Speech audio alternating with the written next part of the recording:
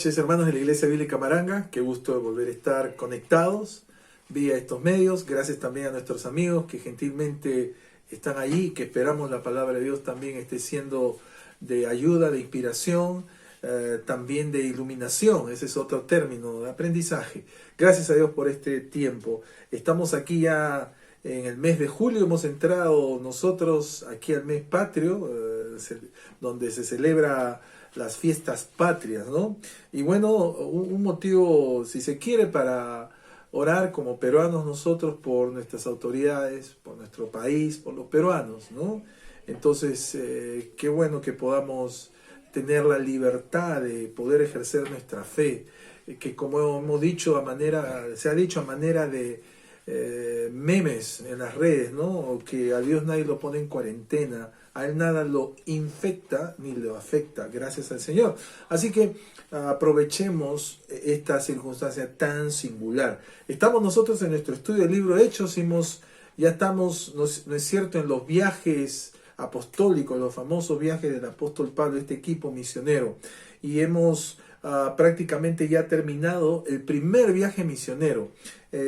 Siempre un poquito más detallamos el itinerario, lo geográfico, etcétera, en nuestros cultos o en nuestros estudios de los días domingo vía Zoom. Usted puede ver ahí en nuestro canal de YouTube, ahí aparece el loguito, el icono de Zoom, ahí usamos los mapas para ilustrarlo un poquito más. Y entonces ha terminado, ¿no es cierto?, este primer viaje misionero. Y como hemos visto, una de las cosas tan importantes, con todo lo que esto implica, este equipo misionero de 2 apóstoles, imagínense, entre ellos Pablo, han vuelto a su iglesia. No han regresado a dar cuentas ante una agencia paraeclesiástica, todavía no existían, ni había la necesidad, como establecimos. Han vuelto a su iglesia local, su pequeña, sencilla iglesia local, porque la iglesia local, más allá del relativo tamaño humano que le queramos conceder, es la autoridad, es el instrumento de Dios, es el organismo establecido por Dios. Y allí, ¿qué han hecho? Han contado las cosas que Dios ha hecho. Otro detalle, ni siquiera lo que ellos hicieron, no, las cosas que Dios ha hecho. Así que qué tremendo patrón encontramos ahí. Y como también hemos visto, han vuelto como miembros. Hablábamos de algunas preguntas un tanto muy cáusticas de repente en ciertos todavía contextos congregacionales, y allí han quedado mucho tiempo, ¿no es cierto?, para poder volver a reforzar el compañerismo, reanimarse en la comisión y otras tantas implicancias. Una de esas implicancias, dicho sea de paso, es la que vamos a ver en esta noche. Así que gracias otra vez por estar. Estamos en el capítulo 15 y vamos a pasar ahí tranquilamente un par de estudios en este capítulo 15 para aprender 2 o 3 cosas por lo menos. Este capítulo 15 nos cuenta lo que se ha llamado muchas veces el Concilio de Jerusalén. Más allá de cómo se le llame, quiero aprovechar desde ya en que en este concilio se le da esa connotación porque como que allí o ellos se decidieron ciertas cosas. Quiero recordarles que en la Escritura quien decide es Dios, ¿no? El democratismo, otro ismo, y vamos a hablar de eso también esta noche, no tiene lugar en la Biblia. Dios es un Dios que no se mueve por el voto popular, ni por los likes que están tan de moda. Él es el Dios que establece los absolutos. Y entonces vamos a ver en este capítulo 15, sí, lo que ocurre, repito más allá del término, de lo que ocurre en este así llamado Concilio de Jerusalén. Y nos va a servir para mirar ahí, la tensión que había, esto es comprensible, como no, la tensión que había entre 2 grupos de cristianos, cierto, 2 grupos de creyentes en Cristo, de aquellos que habían venido del trasfondo judío, judaizante, la inmensa mayoría, recuerdan, en Jerusalén, y los gentiles, ¿no es cierto?, aquellos que provenían, que eran no de Israel, no israelitas y que se han convertido. Y va a haber una tensión entre ellos, es algo que se vio desde el nacimiento. ¿Y para qué nos va a servir? Para ver entonces cómo enfrentar, qué aprender, lecciones, qué evitar, qué lesiones evitar de esta tensión. Con base entonces en este capítulo y en esta noche vamos a hacernos esta pregunta. ¿Qué errores pueden establecerse en las misiones? En realidad deberíamos decir qué errores deben evitarse en las misiones. Eso es lo que está implícito. Es decir, al decir qué errores pueden establecerse, por favor no estamos diciendo, estamos recomendando que haga eso. No, estamos diciendo hay que evitar. ¿Qué errores pueden evitarse? Deberían evitarse en las misiones. Y es lo que vamos a ver aquí en el capítulo 15. Le invito desde ya a que lo abra y vamos a orar como siempre por unos instantes. Señor, te damos gracias por tu palabra, gracias por sostenernos hasta aquí y ahora al iniciar este nuevo mes, gracias porque tú eres el mismo y tus misericordias son nuevas cada día. Y Señor, estamos seguros que tú sigues al control de todo y que no son los hombres los que pueden hacer los cambios o decidir las cosas. Al fin eres tú quien eres capaz de usar a cada una de estas personas, de las autoridades. Y Señor, con esa confianza, sabedor que tú no cometes errores, puesto que eres un Dios sabio, y también conscientes de que tú eres un Dios que no hace nada para nuestro mal, porque eres bueno.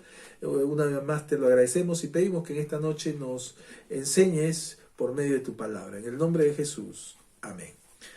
Entonces estamos ahí en Hechos capítulo 15, vamos a mirar de una manera, repito, colecciones, no vamos a hacer versículo tras versículo, es bastante largo este capítulo, lo hemos estudiado en su momento en nuestra propia iglesia.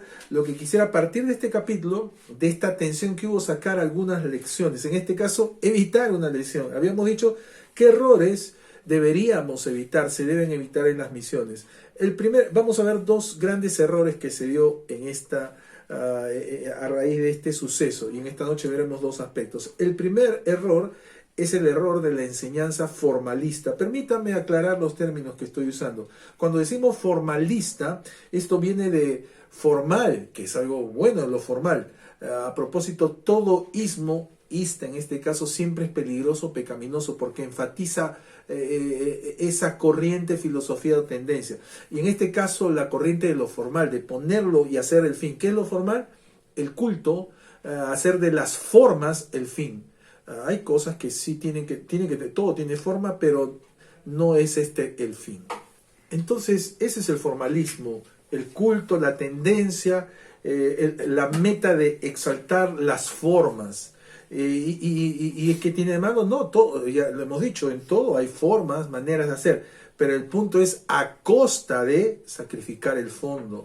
Es decir, si usted quiere el culto, la filosofía de las apariencias, sacrificando la esencia. Veamos entonces cómo eso justamente fue uno de los grandes factores que produjo algunos problemas. Veamos cómo es este error que deberíamos evitar, el error de la enseñanza formalista.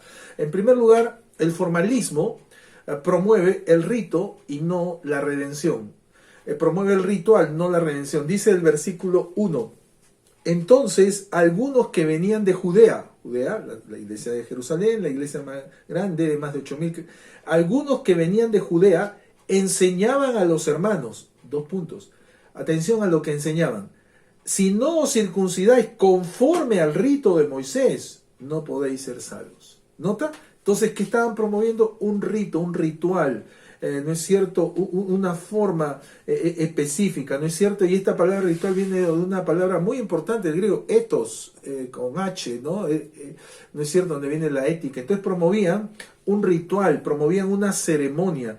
Y esta ceremonia, ¿no es cierto? Que ellos enseñaban, decían, si no circuncidáis, conocemos lo que es la circuncisión, hoy llamado en términos médicos o sanitarios fimosis, ¿no es cierto? Se hace con aquellos que tienen fimosis, en el caso para los varones. Si no circuncidas conforme al rito de Moisés, y ahí está, había una forma, ¿cómo no? Dios había legislado esto para los judíos, era propio, era un sello del pacto mosaico. Pero dice, si no circuncidáis conforme al rito de Moisés, no podéis ser salvos. ¿Nota la combinación tan sutil? Y como hemos señalado en el domingo último pasado, en el culto, en el tiempo de Zoom, ¿qué es el discernimiento? El discernimiento es la capacidad dada por Dios por medio de la Escritura para diferenciar la verdad de lo que es casi la verdad. de lo correcto, de lo que es casi lo correcto. Y aquí noten una manera muy sutil que a veces va a usar Satanás, es combinar la verdad. ¿No es cierto? ¿Cuál era la verdad? ¿Cómo no? Circuncisión, claro que sí. Rito de Moisés, claro que sí. Eso es bíblico. Ahora, si entendemos algo, entendemos que esto era, ya lo mencionamos, parte del ritual, de la ceremonia, bien dicho, ¿no es cierto?, para los judíos, los del pueblo de Israel. Era correcto, ahí está la verdad, pero aquí dice, no podéis ser salvos. ¿En qué parte decía eso? Note cómo se combina esto y es lo más efectivo.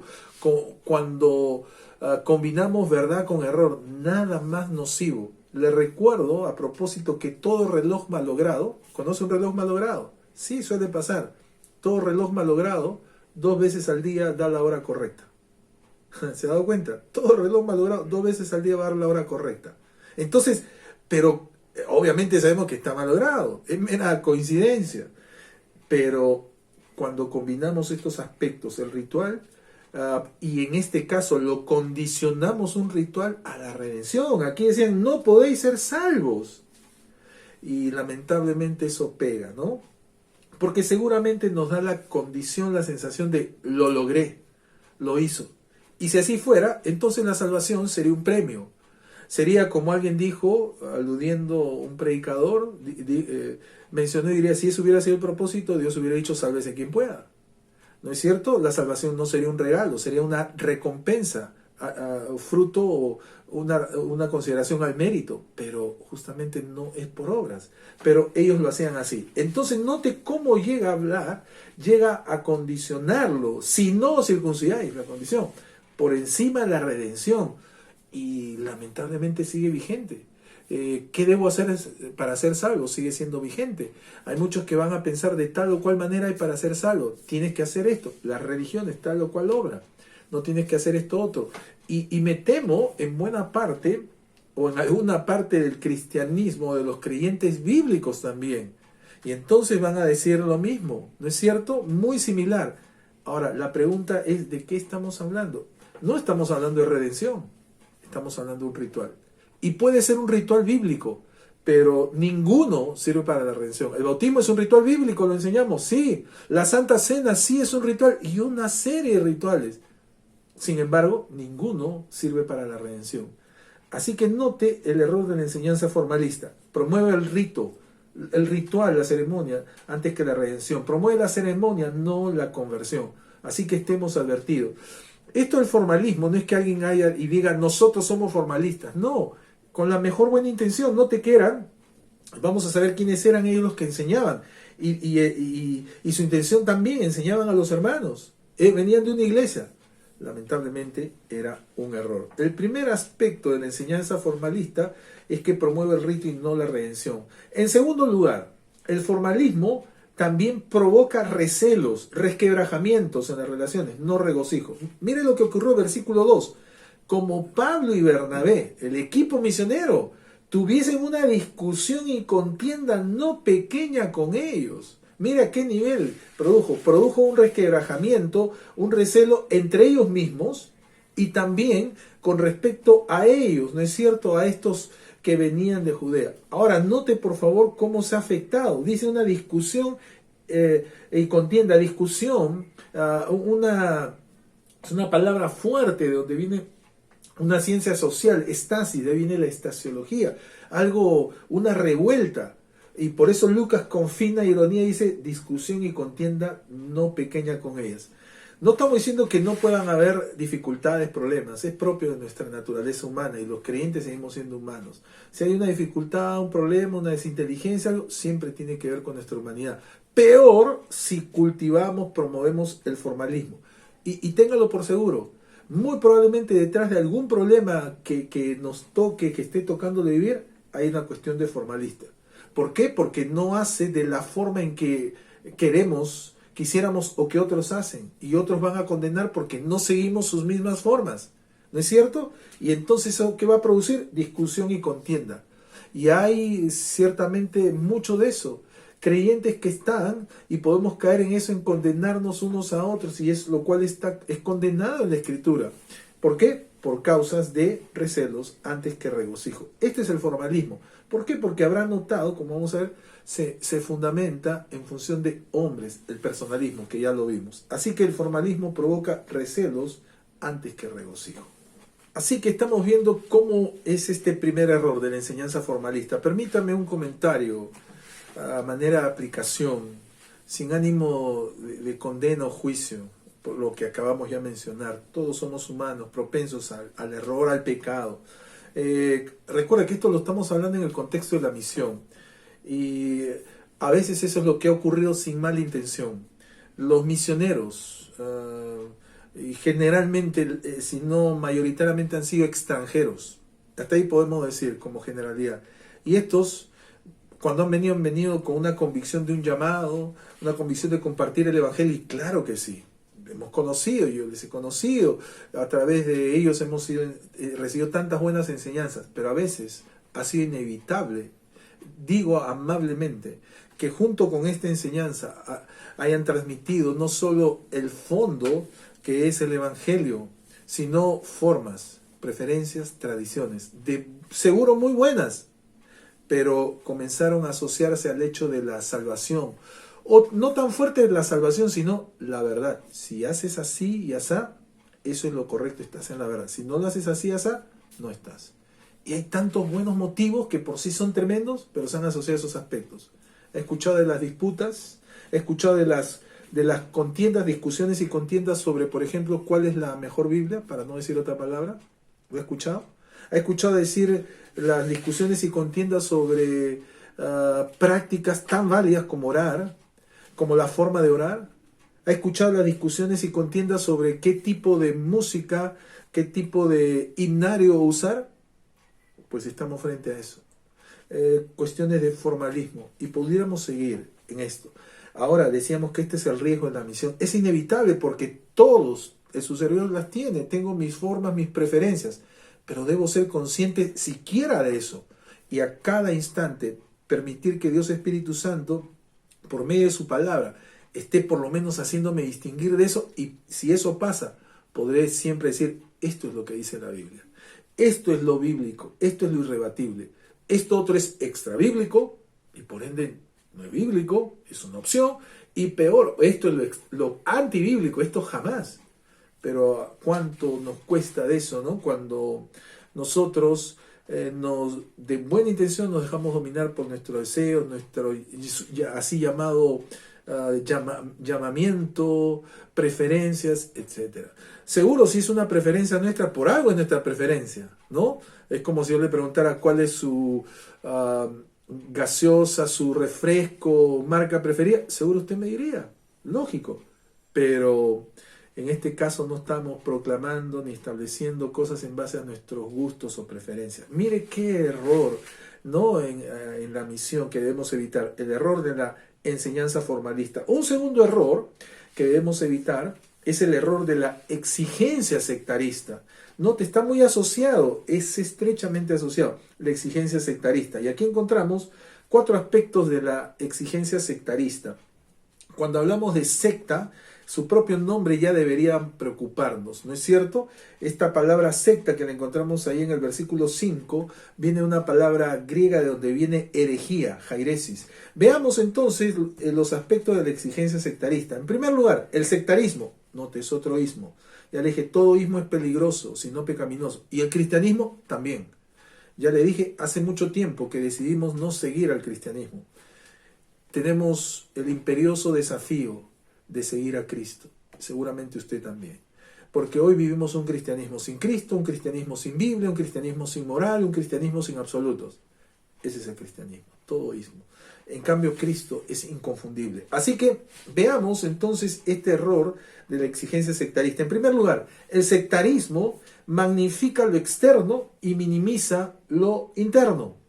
Dice el versículo 5, pero algunos han llegado a la iglesia de donde ellos pensaban, los misioneros han pensado, si estos hermanos vienen de allá de Jerusalén, debe ser por algo oficial. Entonces, ¿qué hicieron? Fueron y hablaron con la base, con la iglesia madre, ya que de ahí venían. Y cuando llegan, dice, algunos de la secta de los fariseos. En esa iglesia ya tenía una secta. Mire qué lujo, qué grande era esa iglesia. que se daba el lujo de tener su propia secta internamente. No, ni siquiera estaba afuera. Su propia herejía. La secta de los fariseos. Ahora cuando decimos fariseos, tenemos que deslindar entre los fariseos y esos fariseos. Los fariseos eran, a través de la historia se les ha llamado los guardianes de las escrituras. Claro que sí. Pablo era un fariseo celoso de la ley. Note, lo que pasa es que esos fariseos, los de la época de Jesús, eran tristemente célebres. Tan tristemente célebres, tan contradictoriamente célebres, que eran conocidos por su buena enseñanza, por su ortodoxia, ¿no es cierto?, nominal. Lo que decían, todos decían, las madres, las personas de bien, decían, haga como ellos dicen, pero al mismo tiempo les advertían, pero no como ellos hacen. Así que el concepto de fariseo se volvió un concepto sinónimo de hipocresía. La levadura de los fariseos era la hipocresía, y fariseo, hipócrita. Porque decían una cosa y hacían otra, lo que hoy llamaríamos una contradicción. Y aquí están los fariseos, la secta que estaba dentro de la misma iglesia, es decir, el matiz fariseo, el ala farisea, que habían creído y eran creyentes. A propósito, ¿se puede ser creyente fariseo? Sí, bienvenido al club. Se levantaron, es decir, note que esa acción tan drástica, se levantaron como una revuelta, diciendo, es necesario circuncidarlos y mandarles que guarden la ley de Moisés. Imagínense con qué convicción, con qué libertad, con qué fuerza. Así que, ¿qué estaban diciendo? Una vez más, ya sabemos esto es la combinación de la verdad con el error. Y entonces, ¿qué? Siempre en cuanto ahora a la circuncisión y ley. La circuncisión era el emblema de los judaizantes. Es necesario circuncidarles y mandarles que guarden la ley. Dos cosas, necesario. Recuerden, la circuncisión era vigente para los judíos, pero ellos dicen, es necesario. Y aquí esto fácilmente se saca cuando consideramos que ellos no eran judíos. Si hubieran sido judíos, israelitas me refiero, ¿cómo no? Y ellos lo harían. Pero aquí dicen, es necesario. Ahora no te da circuncisión, algo externo. Y mandarles que guarden la ley. Hasta estaban tomando el lugar del Espíritu Santo. La fuerza era porque ellos lo mandaban. Entonces enfatizando lo externo, el ritual, y minimizando lo interno. Y eso también es otro peligro que ocurre hoy en la cristiandad. De cosas que son buenas, pero pretendemos que ocurran por la fuerza, por el grito, por la coerción, sino la coacción, en vez de permitir, dejar que Dios Espíritu Santo obre en ese creyente. A propósito, ¿usted por qué hace las cosas? Su respuesta va a terminar si es o no un sectario. Me refiero si usted lo hace por agradar a alguien, o lo hace por agradar a Dios. Nos movemos así, somos así. La apariencia o el qué dirán. Y ellos quisieron reemplazar al Espíritu Santo, para decirlo de otra manera. Así que el sectarismo magnifica lo externo y minimiza lo interno. ¿Y cuántas veces queremos que pasen cosas que son correctas y bíblicas, pero por nuestra fuerza, nuestra imposición, en vez de creer y orar y enseñar lo que la Biblia dice y que Dios Espíritu Santo use su palabra? Tú no debes hacer esto, tú no... Sí, eso es lo que Dios Espíritu Santo debe decírselo, no nosotros. Segundo aspecto de la exigencia sectarista. El sectarismo sustituye justamente a Dios y sobrecarga a los discípulos. Versículo 10. Y allí en el versículo 10 se ha puesto de pie, están en medio de la iglesia de Jerusalén, y en el versículo 10 se pronuncia así, dice, ahora pues, ¿por qué tentáis a Dios? ¿No es cierto? Poniendo sobre la cerviz de los discípulos un yugo que ni nuestros padres ni nosotros hemos podido llevar. Entonces está hablando aquí Pedro, el apóstol, a los judíos. Y note que dice, ¿por qué tentáis a Dios? El sectarismo no hace sino llega a ese punto de querer sustituir a Dios. En realidad, tentar a Dios es muy atrevido. Y dice, poniendo sobre la cerviz de los discípulos un yugo que ni nuestros padres ni nosotros hemos podido llevar. ¿Qué hace el sectarismo? Intenta tomar el lugar de Dios, tienta a Dios y encima sobrecarga a los discípulos. En el mejor de los casos, el sectarismo, por eso dijimos, es muy parecido a un aspecto del legalismo. Una manera muy evidente, muy concreta del legalismo es cuando vamos más allá de lo que dice la Escritura. ¿No es cierto? Cargas, como aquí diría, que ni nuestros padres ni nosotros hemos podido llevar. Ejemplo, la Biblia nos demanda que debemos orar, leer la Biblia, una serie de cosas, pero nosotros, seguro inconscientemente en algunos casos, le añadimos, pero de esta manera. Y ya comenzamos el legalismo y comenzamos ¿qué? A hacer las veces de Dios Espíritu Santo, de hablar como nueva inspiración y poner sobrecarga sobre los discípulos. Entonces, ¿por qué? Porque si no haces así, entonces no estás en lo correcto, el espíritu sectario. El sectarismo sustituye a Dios y sobrecarga a los discípulos. Tercer y penúltimo aspecto de esta exigencia sectarista, ¿no? Esta exigencia sectaria. El sectarismo inquieta a los convertidos antes que inspirar a la conversión. Versículo 19. Ahí se ha puesto de pie después de escuchar al apóstol a los judíos, Pedro, a propósito, ha hablado del apóstol a los judíos, luego ha hablado del apóstol, los apóstoles a los gentiles, el líder del equipo del apóstol a los gentiles, Pablo, ya, las dos partes, y se pone en pie el pastor de la iglesia de Jerusalén, Jacobo, ¿no? Y allí dice, en el versículo 19, hablando muy enfáticamente, dice, por lo cual yo juzgo, ¿no es cierto? Ahí está hablando Jacobo, según el versículo 13, yo juzgo, yo zanjo, yo establezco, yo dictamino, que no se inquiete a los gentiles que se convierten a Dios. ¿Qué está diciendo? Que este sectarismo no es sino inquietar a los gentiles, inquietar a los que habían creído. ¿Qué es inquietar? Es una palabra muy fuerte, perturbar, casi destruir. Y entonces, ¿qué hace el sectarismo? Inquieta a los convertidos, en vez de inspirar a la conversión. Cuando se promueve el sectarismo, ninguno de aquellos que lo ven, ninguno de ellos va a querer convertirse, porque ¿cómo los van a ver? En el mejor de los casos como fanáticos, como fundamentalistas, hoy así se les llama.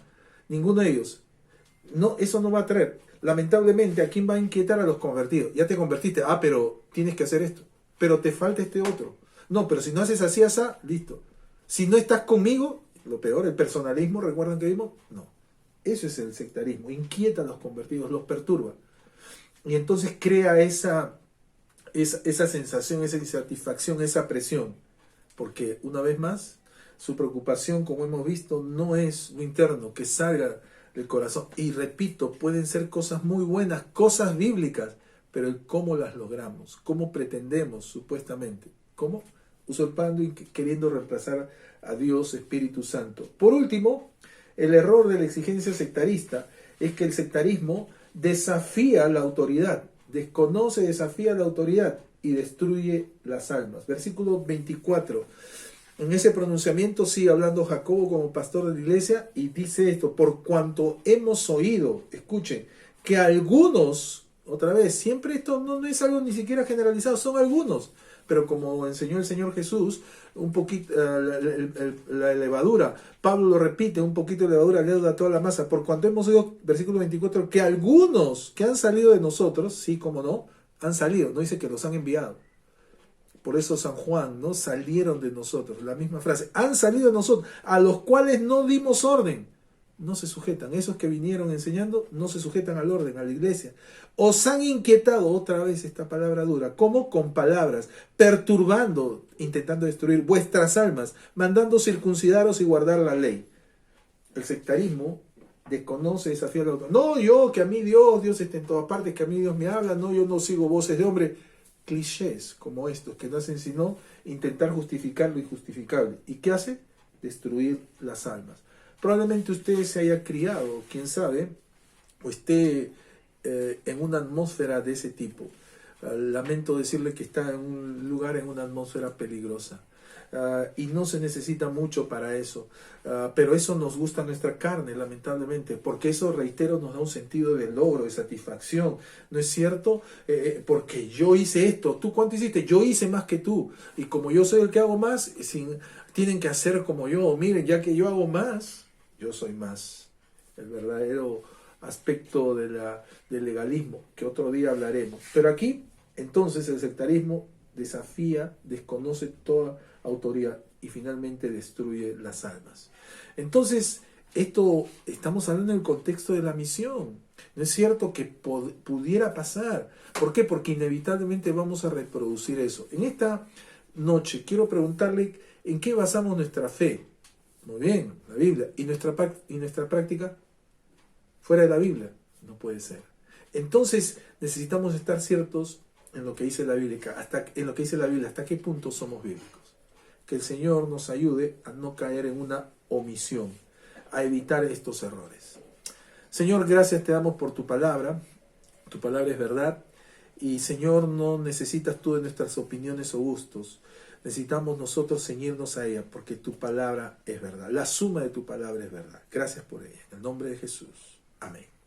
Les esperamos en nuestro próximo estudio, mediante el domingo en el Zoom, donde tendremos también este domingo un tiempo de cena con la iglesia. Que el Señor les bendiga. Síganos en nuestro canal de YouTube y en nuestra cuenta de Facebook.